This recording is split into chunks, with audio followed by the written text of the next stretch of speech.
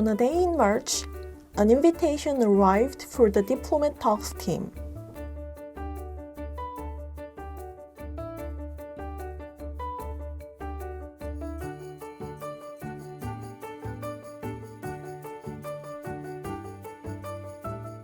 톡톡님, 한국과 필리핀 수교 75주년을 축하하는 자리에 초대까지 받았는데 안 가볼 수 없겠죠?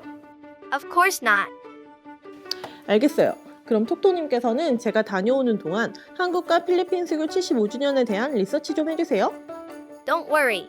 You can count on me. 그럼 전 출동해 보겠습니다. The Diplomat Talks team takes off. And a few days later, we headed to the venue for the 75th anniversary event. 바로 여기.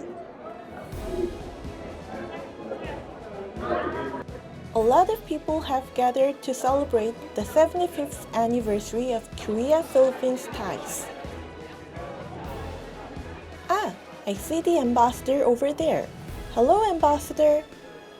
여러분 여기 보시면 이런 것도 있어요. 보세요. 슈 케이크. 예쁘죠?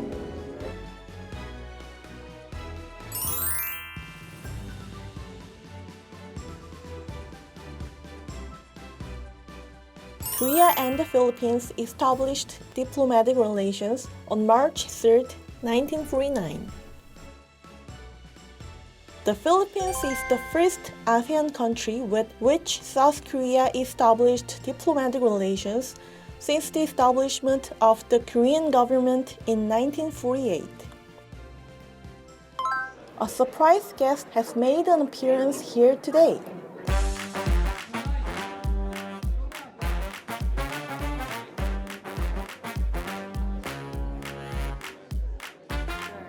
Why did former UN Secretary General Ban Ki-moon attend this event today?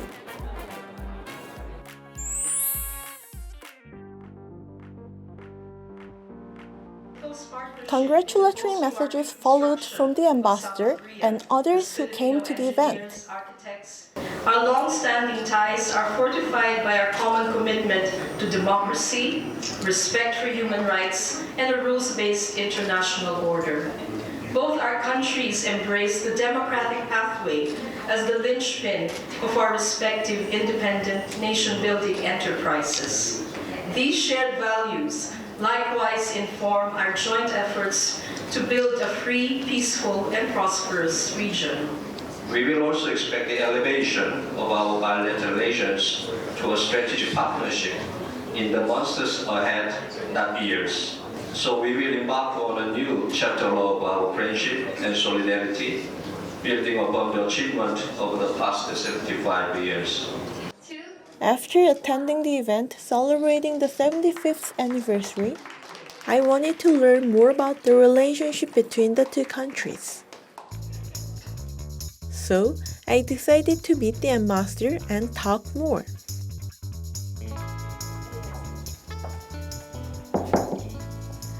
Hello! 안녕하세요. 안녕하세요. Welcome to Arirang.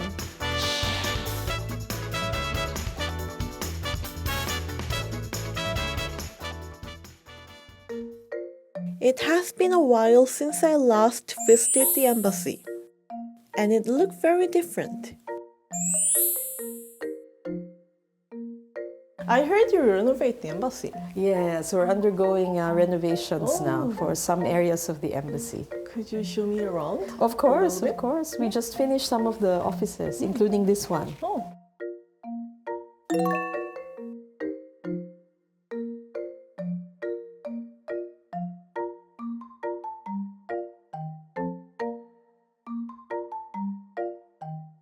This is our reception room for when we have guests coming over for courtesy calls and meetings.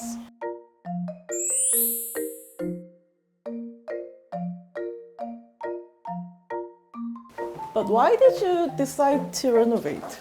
Well, because you know the interior was a little dated, and we also had to repair something. So we decided to change the look of the embassy, make it more functional also. Was there any theme?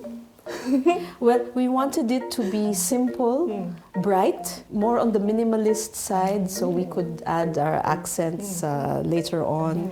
We'll be adding a few more elements in the coming weeks to make it look more like a Philippine office. But this is, so far, this is the very new basic setup that we have. Oh, I really like it.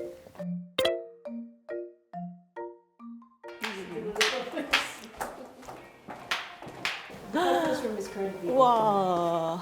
This is the conference and reading room, and then we have a small lounge, reading lounge area on the other side. This is dedicated to our national hero, Dr. Jose Rizal, and there's a bust of Dr. Rizal there.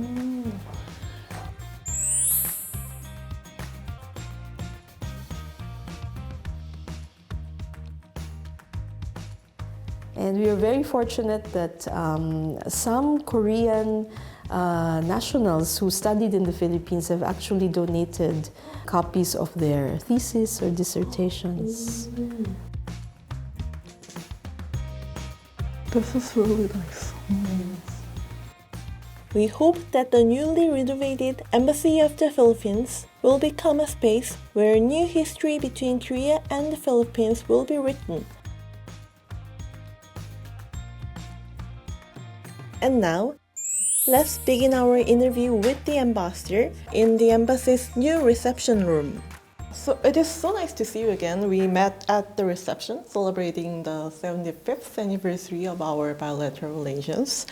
It was really fun and meaningful as well. Also, I saw a familiar face at the reception. Former UN Secretary General Mr. Ban Ki-moon was there. So what made you invite him there? Well, first of all, thank you very much to the entire Arirang team for gracing our launch reception for the 75th anniversary of diplomatic relations between the Philippines and Korea. And yes, we were graced also by the presence of the President and Chair of the Council of the Global Green Growth Institute and the 8th Secretary General of the United Nations, His Excellency Ban Ki-moon, during the reception.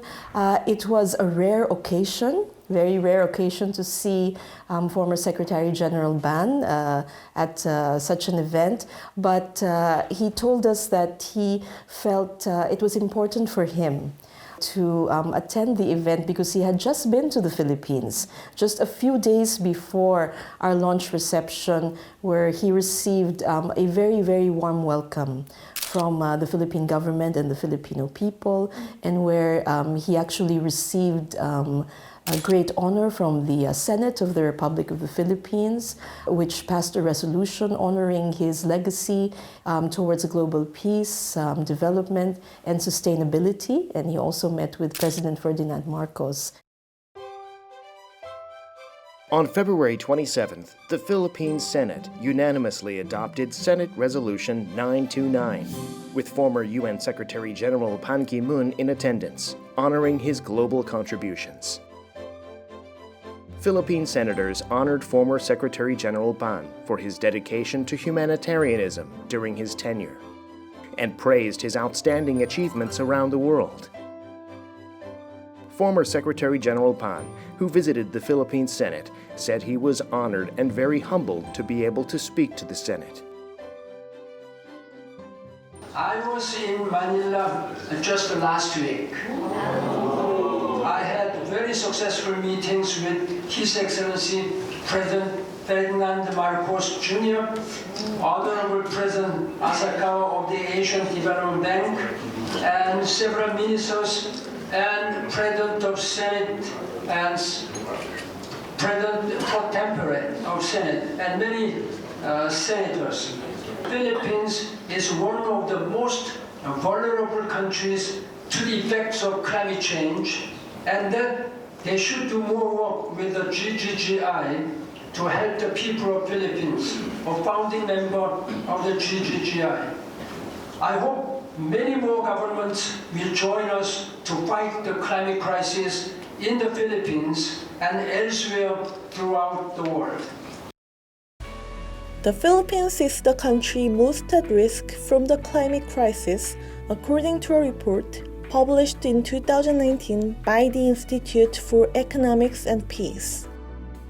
As former UN Secretary General Ban Ki-moon emphasized, Korea, the Philippines, and the entire world must work together to resolve the climate crisis, which puts all of our survivors at risk.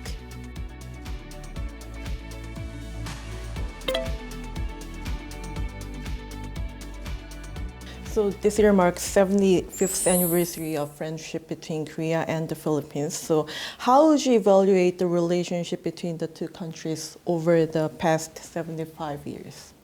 Whenever anyone asks me about Philippines and Korea relations, I always say that it is an issue-free relationship. It is a relationship based on mutual respect and support. It is based on shared sacrifices in defense of freedom and democracy during the Korean War. And it is also a forward-looking and a forward-oriented relationship as we move into more than 7 decades of our ties. Now it is the time to build on our historic relationship and move our agenda in terms of responding to the challenges of the present and also of the future. South Korea and the Philippines established diplomatic relations on March 3, 1949. The Philippines is South Korea's longtime ally, and it is the first ASEAN country with which South Korea established diplomatic relations. The Korean War broke out in June 1950, a year after diplomatic relations were established, and the Philippines dispatched 7,420 soldiers, the largest contingent from an Asian country, to the Korean Peninsula to support South Korea. Since the establishment of diplomatic ties, the leaders of the two countries have had close exchanges. The first visit to the Philippines by a South Korean president was in 1966, and the first by a Philippine president to Korea was in 1993. The Philippines has consistently supported South Korea's policy on North Korea and is one of the most pro-South Korean countries among the ASEAN members. In addition, the Philippines is a large market with a population of over 100 million people, and there is great room to promote complementary cooperation and coexistence by combining Philippine resources and manpower with Korea's capital and technology. As the relationship between the two countries grows closer, the volume of trade has increased significantly. South Korea-Philippines trade volume, which was just $12 million in 1965, reached a record high in 2022 at $17.48 billion. People-to-people exchanges between the two countries are also active. As of 2019, just before the outbreak of COVID-19, the number of Koreans who visited the Philippines reached nearly 2 million, and the number of Filipinos who visited Korea was about 510,000. As of February 2024, there are approximately 58,000 Filipinos living in Korea, and as of 2023, there are approximately 34,000 Koreans living in the Philippines. The Philippines ranked 13th in terms of countries where many Koreans are living. I heard that Philippines is the first ASEAN country that Korea established diplomatic relations. So how is Korea and the Philippines able to establish diplomatic relations so quickly? We formally established relations on March 3, 1949, so 75 years ago. But even before that, earlier than the formal establishment, the Philippines was very active and was one of the 8 members of the United Nations Commission on Korea, the Temporary Commission on Korea, the UNTCOK. The UN Temporary Commission on Korea is a temporary organization under the United Nations that was established in 1948 to fairly monitor and manage Korea's general election on May 10th of that year. In November 1947, the United Nations General Assembly resolved to hold general elections on the Korean Peninsula in proportion to population, and to dispatch the United Nations Temporary Commission on Korea without the Soviet Union's participation. Accordingly, the UN Temporary Commission on Korea, consisting of representatives from 8 countries including the Philippines, Australia, Canada, China, El Salvador, France, India, and Syria, entered Korea on January 7, 1948, and began preparations for the general election. However, due to the refusal of the Soviet Union, the UN Temporary Commission's entry into North Korea was denied. And on May 10, 1948, the first general election was held in a democratic manner in South Korea under the UN's supervision. And because of that, we felt very strongly that we needed to push the support even further by being among the first countries, the 5th country, and the first ASEAN country to recognize Korea as a sovereign nation, as a sovereign state. So could you pick some memorable events in the bilateral relationship? Well, of course, I go back to 1948 with the UN Temporary Commission on Korea. And of course, a year later, in 1949, in March, we formally recognized Korea as an independent country. And of course, in 1950, we were the 3rd country to send combat troops or ground troops to help in the Korean War effort in September. They first landed in the port of Busan. And that has cemented our friendship and our relations with Korea. And of course, we just signed the free trade agreement between the Philippines and Korea in September of last year. And now we're just only a few steps away to implementing it, hopefully before the end of this year. I just remembered one story that you told me last time, that one of president of yours also participated in the Korean War, right? Yes, indeed. The late President Fidel Valdez Ramos actually led a team during the Korean War, and his uniform during the Korean War is actually on display, is on permanent exhibit at the Korea War Memorial Museum here in Seoul, in Yongsan-gu.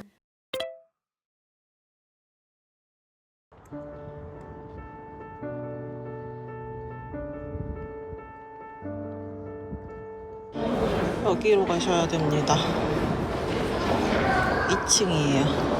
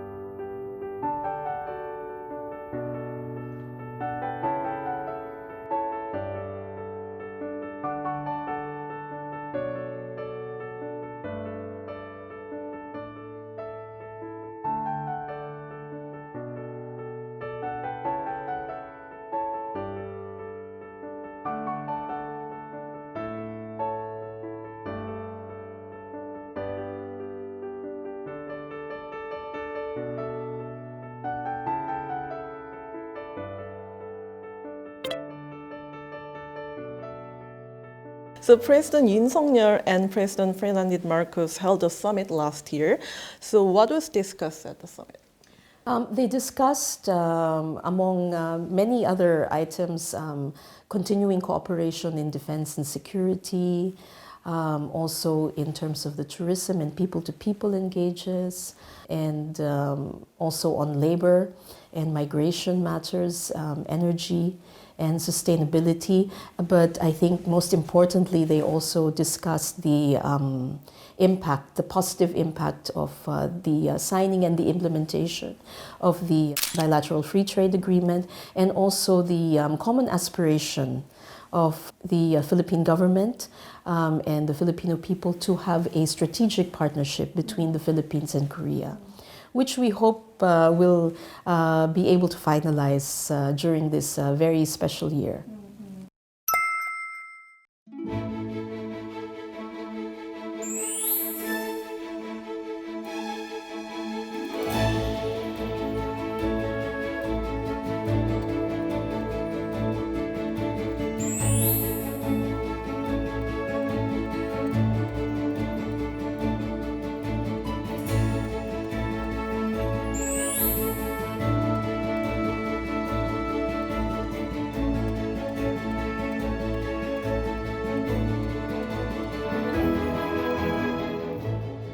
So as you mentioned, the two sides signed an FTA last year. So what impact do you think the FTA will have on the economies? Certainly, the free trade agreement, which was signed last year and which is just undergoing now the domestic ratification process in both countries, will have a huge impact on priority sectors for both countries. On September 7, 2023, Korea and the Philippines officially signed the Korea-Philippines Free Trade Agreement. The two countries agreed to a high level of openness through the FTA, with Korea agreeing to eliminate tariffs on 94.8% of all items and the Philippines on 96.5%. Looking at the main contents of the Korea-Philippines FTA, tariffs on trucks and passenger vehicles, which are Korea's major export products, will be abolished immediately. Also, tariffs on eco-friendly vehicles such as electric and hybrid vehicles will be abolished for 5 years. In addition, tariffs on Korean ginseng, red pepper, pear, and mackerel will also be abolished for 15 years. For the Philippines, the FTA is expected to open the door to improved market access for agricultural products. Tariffs on Philippine bananas are scheduled to be eliminated within 5 years, while tariffs on pineapples will be eliminated within 7 years. Tariffs on fruit, juice, and coffee will be eliminated within 10 years.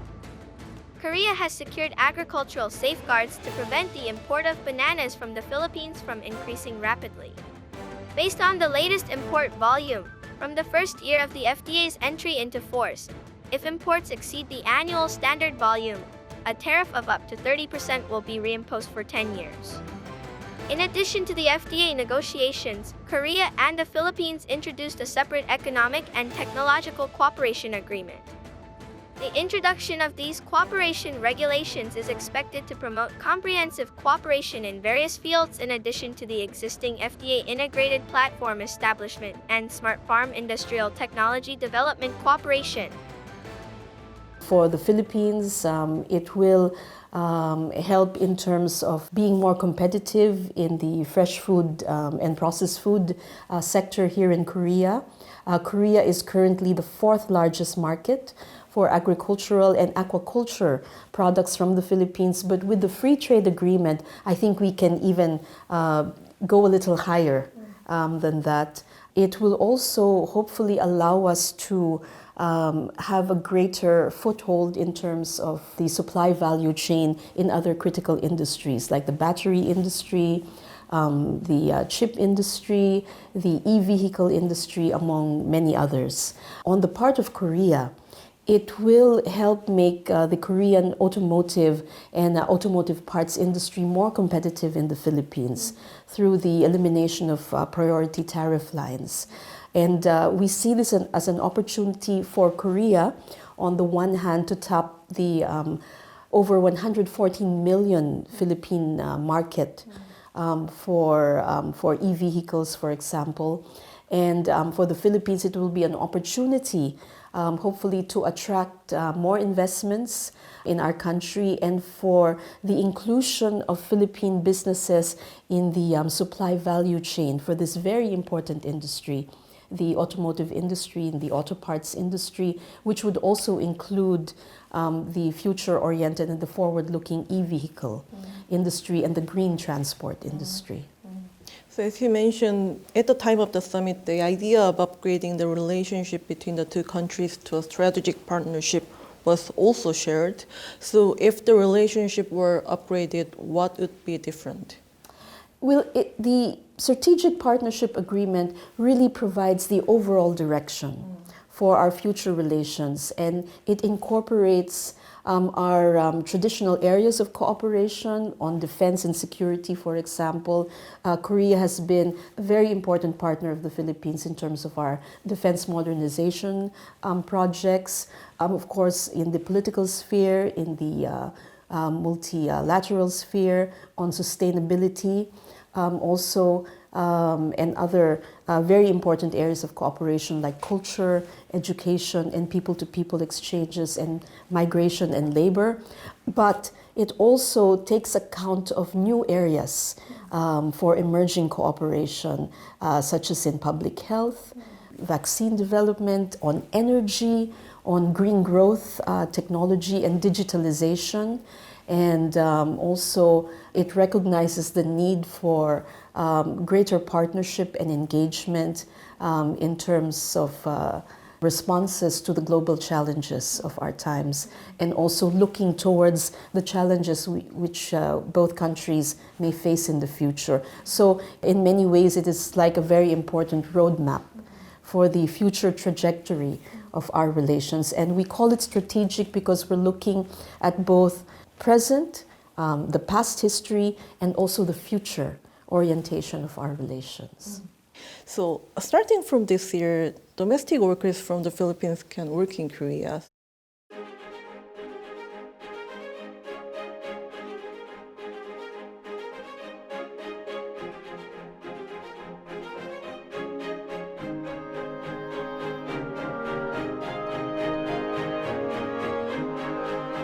So, what changes will this bring to bilateral relations? And do you have any concerns regarding this? Well, first of all, there is, has been reported in the media already, a pilot program that is being planned and worked out between the government of Korea through the Ministry of Employment and Labor and the Philippine government through our newly established Department of Migrant Workers. And they are currently in discussions on the details for the pilot caregiver program. I just want to emphasize this is a program for the caregiving sector. And they are now in the process of working on the details. Of course, for the Philippines, it's very important to ensure the welfare and the support system for our migrant workers who are coming here, including those who may be coming here under this particular pilot program. So we're very keen and we're very focused on discussing with our Korean counterparts, you know, the safety nets which will be in place. It has to be part of an open, regular, and transparent labor migration process. And we hope to reach agreement on all these elements, all these concerns.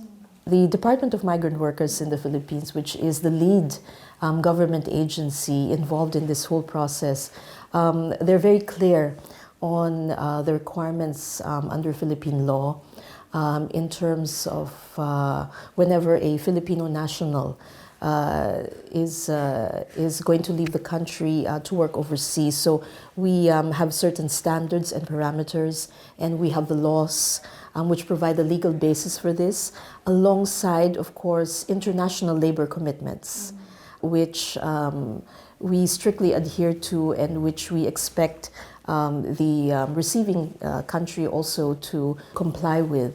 In terms of international labor commitments and in terms of the regulations and laws of the Philippines. So questions of wage, benefits, scope of work, support and safety nets, these are all very integral parts of the agreements to be made before any Filipino national is able to take up employment overseas.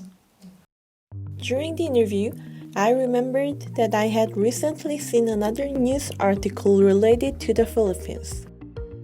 Not long ago, the U.S. Secretary of Commerce announced her desire to support semiconductor facilities in the Philippines to diversify the global semiconductor supply chain. The semiconductor industry is a very important industry for Korea as well. Could changes in the global semiconductor market landscape affect the relationship and cooperation between the two countries? There have been talks in recent months, and in fact, there was a high-level delegation headed by the Commerce Secretary, Secretary Raimondo of the U.S., who was in the Philippines only last week. Very recently, to discuss other future areas of engagement, including in the semiconductor industry. So this is very welcome in the Philippines. We hope it will serve to further promote the capability of the Philippines to really grow the semiconductor industry and to diversify its partners in this field. You know, the semiconductor industry, I think, can be a win-win, provide a win-win situation for all the countries who are involved in this particular industry. I think there are many opportunities for many countries, the Philippines, Korea, other countries, to be part of the supply value chain. I think there are ways to make it a win-win situation for all, because at the end of the day, the industry needs to continue producing and producing at the rate which the global market demands. In what areas could the two countries cooperate and exchange further? Well, I think there is a lot of room for growth in certain areas, and we've been working towards this in terms of establishing bilateral mechanisms to promote these areas. So in the last 2 years, we were able to establish joint committees and joint commissions on very important areas such as maritime cooperation. We are now set to hold the third maritime cooperation dialogue between the Philippines and Korea in the second half of this year.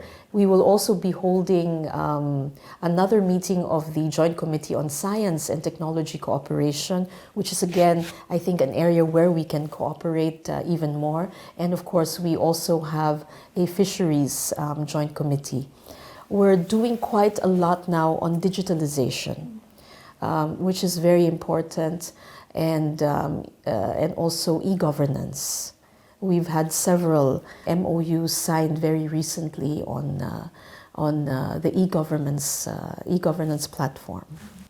I just want to say that Philippines-Korea relations have always been steadfast and based on shared values and principles throughout the start of our formal relations up to the present, and we believe going forwards into the future. And this is a respect for human rights, the great value we place on democracy and freedom, and also our firm commitment to a rules-based international order and the importance of the rule of law in all our engagements. And I think this has served us very well, alongside our shared history of standing shoulder to shoulder in defense of freedom and democracy.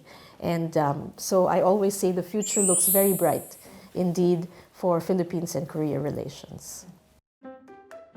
Through my conversation with the ambassador today, I learned that Korea and the Philippines have had a special relationship for a very long time.